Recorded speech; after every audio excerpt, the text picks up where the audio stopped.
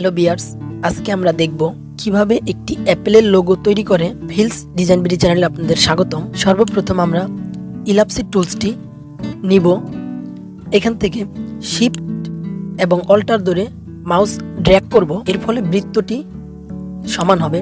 এখান থেকে fill colour নান করে নিব এবং স্টক কালার এনাবল করে নিব। এবার মুভ টুলের মাধ্যমে এইটিকে আমরা রিসার্চ করে নিব, অর্থাৎ স্থান পরিবর্তন এবং ছোট বড় যা কিছু করা দরকার মুভ টুলের মাধ্যমে এটা আমরা করে নিব। এবার কিবোর্ড থেকে অল্টার এবং মাউসের লেফট বাটন ক্লিক করে এভাবে ড্র্যাগ করলে আরও একটি কপি হয়ে যাবে। ঠিক এভাবে সোজা করে ড্র্যাগ করবেন, তাহলে কপি হবে না এবং সমান মাপে চলে আসবে। এবার এই বৃত্ত দুটির অ্যালাইন আমরা ঠিক করব, সেজন্য দুটিকে সিলেক্ট করব। এরপর অ্যালাইন থেকে অ্যালাইনমেন্ট, এই যে মিডলিং যেটা আছে সেটা করে দিব। তারপর উইন্ডোজে যাব। উইন্ডোজ থেকে নিচে আমরা দেখব পাথ ফাইন্ডারে প্রেস করলে এরকম একটি আইকন চলে আসবে। এখান থেকে আমরা দেখতে পাচ্ছি মাইনাস অল্টার ক্লিক, এটাতে প্রেস করলে এরকম হয়ে যাবে।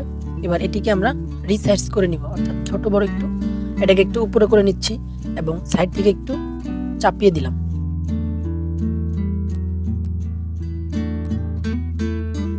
আবার আমরা ইলাপসি টুলসটি নিয়ে আসবো এবং এইখানে শিফট অল্টার ধরে ড্র্যাগ করব। এবার আমরা এটাকে সঠিকভাবে রিসার্চ করে নিব।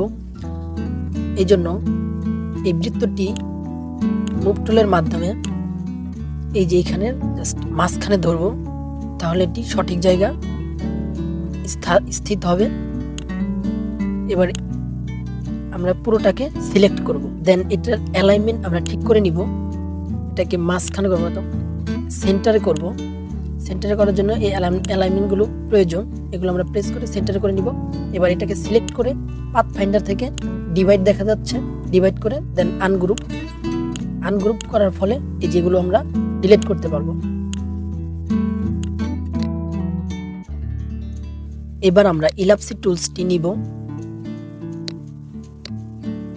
ঠিক আগের মতো অল্টার এবং শিফট ধরে একটি বৃত্ত তৈরি করব।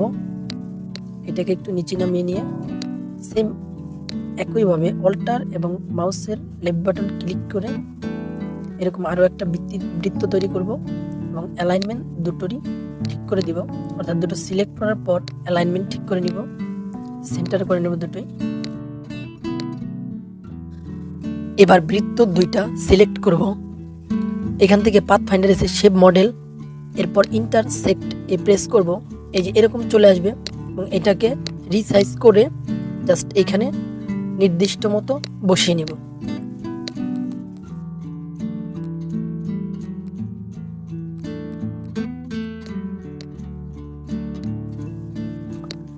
এই উপরের আইকনটিতে ফিল কালার এনাবল করে দিব এবং এই নিচেরটিতেও ঠিক একই রকম ফিল কালার এনাবল করে দিলে এই যেরকম আমাদের একটি অ্যাপেলের লোগো তৈরি হয়ে গেল। তো এটি হচ্ছে আমাদের অ্যাপেলের লোগো। ভালো থাকবেন, পরবর্তীতে অন্য কোনো লোগো নিয়ে আপনাদের সামনে আবার হাজির হব। আল্লাহ হাফেজ।